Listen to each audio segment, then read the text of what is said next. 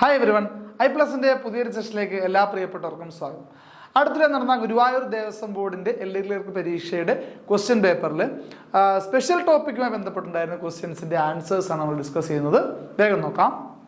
നോക്കൂ, 12 വർഷത്തിലൊരിക്കൽ തിരുനാവായയിൽ വെച്ച് നടന്നിരുന്ന ഉത്സവം, പണ്ട് 12 വർഷത്തിലൊരിക്കൽ തിരുനാവായ മണൽ തീരത്ത് വെച്ച് നടത്തിരുന്ന ഉത്സവം എന്നുള്ളതാണ് ചോദ്യം.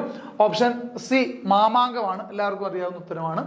ഓക്കെ, അടുത്ത ക്വസ്റ്റ്യൻ, കൊച്ചിൻ ദേവസ്വം ബോർഡിന്റെ മുഖമാസിക, കൊച്ചിൻ ദേവസ്വം ബോർഡിന്റെ മുഖപത്രം അല്ലെങ്കിൽ മുഖമാസിക എന്ന് പറയുന്നത് ക്ഷേത്ര ദർശനമാണ്. ക്ഷേത്ര ദർശനം ഓപ്ഷൻ സി ആണ്.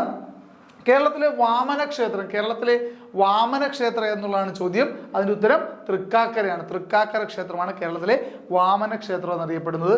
ദക്ഷിണ ദ്വാരക എന്നറിയപ്പെടുന്ന ക്ഷേത്രം ഏത്? ദക്ഷിണ ദ്വാരക എന്നറിയപ്പെടുന്നത് ഗുരുവായൂരാണെന്നുള്ള കാര്യം ഓർത്തിരിക്കുക. ഓക്കെ, ഉണ്ണായി വാര്യർ സ്മാരക കലാനിലയം എവിടെയാണ്? ഉണ്ണായി വാര്യർ സ്മാരക കലാനിലയം എവിടെയാണെന്ന് ചോദിച്ചാൽ ഇരിങ്ങാലക്കുടയിലാണ്. ഓക്കെ, കോഴിക്കോട് തളി ക്ഷേത്രത്തിൽ നടന്നു വന്നിരുന്ന പണ്ഡിത സദസ്സ്, കോഴിക്കോട് തളി ശിവക്ഷേത്രത്തിൽ നടന്നു വന്നിരുന്ന പണ്ഡിത സദസ്സ് എന്നുള്ളതാണ് ചോദ്യം. അതിന്റെ ഉത്തരം രേവതി പട്ടത്താനം എന്ന് പറയുന്ന പണ്ഡിത സദസ്സാണ് കോഴിക്കോട് തളി ക്ഷേത്രത്തിൽ പണ്ട് നടന്നു വന്നിരുന്നത്. ഓക്കെ, മലബാർ ദേവസ്വം ബോർഡിന്റെ ആസ്ഥാനം എവിടെയാണെന്ന് ചോദിച്ചാൽ കോഴിക്കോടാണ്. ഓക്കെ, തിരുവിതാംകൂർ ദേവസ്വം ബോർഡിന്റെ പ്രസിഡന്റ്, ആ ഉത്തരം നമുക്ക് ഓപ്ഷനിൽ അവൈലബിൾ അല്ല, പ്രശാന്ത് ആണ് കേട്ടോ. അപ്പം അദ്ദേഹത്തിന്റെ പേര് ഓപ്ഷനില്ല, അപ്പൊ അതുകൊണ്ട് അത് അവൈലബിൾ അല്ല. ആൻസർ ആ ക്വസ്റ്റ്യൻ ഡിലീറ്റ് ആയി പോവുകയാണ് ചെയ്യുന്നത്.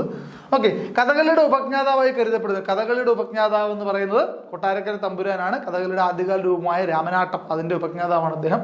കൊട്ടാരക്കര തമ്പുരാനാണ് കഥകളിയുടെ ഉപജ്ഞാതാവായിട്ട് കണക്കാക്കപ്പെടുന്നത്. ഓക്കെ, തിരുവിതാംകൂർ കൊച്ചി സംസ്ഥാനം രൂപം കൊണ്ട വർഷം, തിരുവിതാംകൂറിനെ കൊച്ചിയെ കൂടെ സംയോജിപ്പിച്ചുകൊണ്ട് തിരുക്കൊച്ചി രൂപം കൊണ്ട് 1949 ജൂലൈ 1-നാണ്. അറിയാം.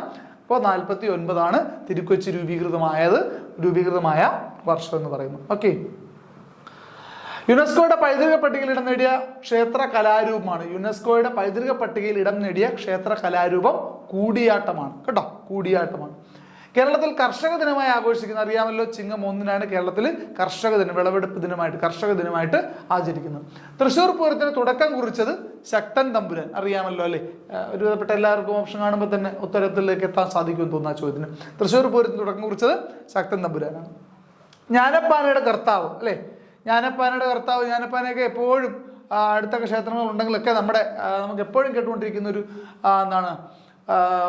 ഒരു കാര്യമാണ് ജ്ഞാനപ്പാന എന്ന് പറയുന്നത്. അപ്പൊ ജ്ഞാനപ്പാനയുടെ കർത്താവ് ആരാണെന്ന് ചോദിച്ചാൽ പൂന്താനം നമ്പൂതിരിയാണ്. ഓക്കെ, ദശപുഷ്പങ്ങളുടെ കൂട്ടത്തിൽ ഉൾപ്പെടാത്തത് എന്നുള്ള ചോദ്യം, ഉത്തരം ചെമ്പരത്തിയാണ്. ഐതിഹ്യമാലയുടെ രചയിതാവ് കൊട്ടാരത്തിൽ ശങ്കുണ്ണിയാണ്. വളരെ പ്രസിദ്ധമായ ഗ്രന്ഥമാണ് ഐതിഹ്യമാല, രചിച്ചിരിക്കുന്നത് കൊട്ടാരത്തിൽ ശങ്കുണ്ണിയാണ്. അന്യോന്യം എന്ന വേദപാരായണ മത്സരത്തിന് വേദിയാകുന്ന ക്ഷേത്രം, വേദപാരായണ മത്സരത്തിന് വേദിയാകുന്ന ക്ഷേത്രം കടവല്ലൂരാണ്. കേട്ടോ. ഓക്കെ, കാവ് തീണ്ടൽ എന്തുമായി ബന്ധപ്പെട്ടതാണ്? കൊടുങ്ങല്ലൂർ ഭരണിയുമായി ബന്ധപ്പെട്ട ഒരു ചടങ്ങാണ് എന്ത് പറയുന്നത്, കാവ് തീണ്ടൽ എന്ന് പറയുന്നത്. അപ്പൊ കാവ് തീണ്ടൽ കൊടുങ്ങല്ലൂർ ഭരണിയുമായി ബന്ധപ്പെട്ടതാണ്. കൃഷ്ണനാട്ടം ചിട്ടപ്പെടുത്തിയ ആരാണെന്നുള്ളതാണ് ചോദ്യം. അടുത്ത് കൃഷ്ണനാട്ടം ചിട്ടപ്പെടുത്തിയത് സാമൂതിരി മാനവേദനാണ് കേട്ടോ. കൃഷ്ണനാട്ടം ചിട്ടപ്പെടുത്തിയത് സാമൂതിരി മാനവേദൻ.